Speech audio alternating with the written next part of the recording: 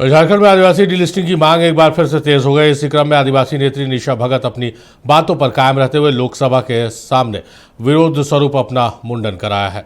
निशा भगत का कहना है कि झारखंड में लगातार बढ़ते धर्मांतरण के कारण मूल आदिवासी समुदाय का अस्तित्व खतरे में पड़ गया है। इसलिए जो लोग ईसाई या इस्लाम धर्म अपना चुके हैं उन्हें एसटी सूची से बाहर किया जाना चाहिए। साथ ही केंद्र और राज्य सरकार को चेतावनी दी कि अगर सरकार जल्द कार्रवाई नहीं करती तो आंदोलन और उग्र रूप लेगा।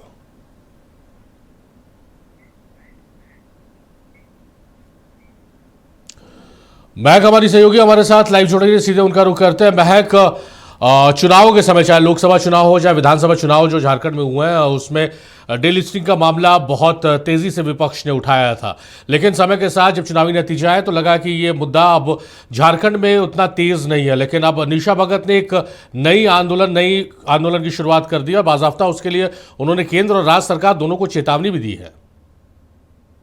बिल्कुल, आपने सही कहा कि जब भी झारखंड में विधानसभा चुनाव होता है या फिर लोकसभा चुनाव होता है तो धर्मांतरण का मुद्दा जरूर उठता है।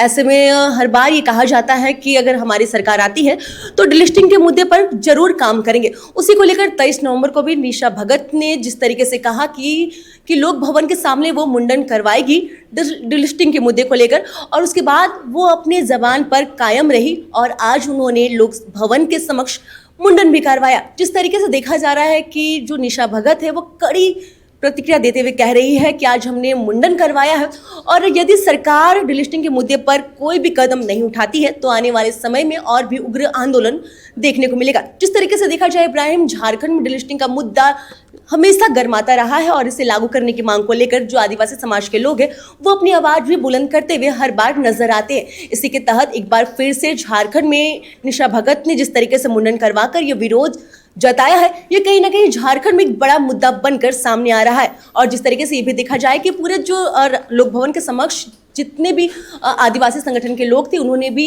एक विरोध व्यक्त किया है। जिस तरीके से धर्मांतरण झारखंड में बढ़ता जा रहा है इसे रोकने के लिए, और साफ तौर पर उनकी मांगे ये है कि जिस तरीके से धर्मांतरण किया जा रहा है, जो लोग ईसाई और इस्लामिया धर्म अपना रहे हैं उसके बावजूद भी जो एसटी जाति से मिलने वाला जो आरक्षण है वो उन्हें फिर भी मिल रहा है। वही निशा भगत ने भी ये कहा कि जिस तरीके से धर्म अपनाने के बावजूद भी वो लोगों से एसटी जाति से आरक्षण नहीं हटाया जा रहा है और उन्हें आरक्षण मिलने के कारण जो वाकई में एसटी जाति के आरक्षण के हकदार है वो इस आरक्षण से वंचित नजर आ रहे हैं। वहीं अगर देखा जाए तो ये झारखंड में बहुत बड़ा मुद्दा बनकर सामने आ रहा है। जिस तरीके से देखा जाता है कि हर दिन कहीं ना कहीं सड़क पर डीलिस्टिंग के मुद्दे को लेकर विरोध होता है, और जिस तरीके से आपने कुछ देर पहले भी कहा कि जब भी चुनाव होता है तो ये मुद्दा जरूर गर्माता है और कहीं ना कहीं नया रुख भी अपनाता है। लेकिन बस चुनाव में मुद्दा गर्माता ही है, जो रिजल्ट है या फिर ये कहा जा सकता है कि वाकई में इस मुद्दे पर कोई भी काम नहीं होता है।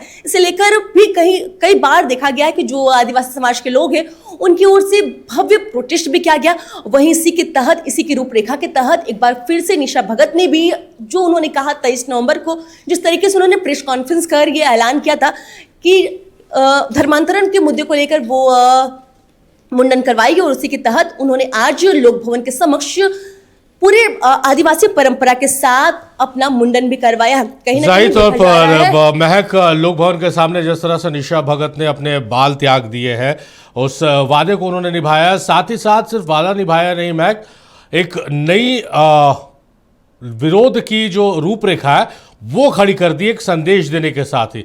चलिए अब देखना कि इस मुद्दे पर झारखंड की सियासत किस ओर रुख करती है, इसके लिए इंतजार करना होगा। बहुत शुक्रिया महक आपका तमाम बातचीत तमाम जानकारियों के लिए।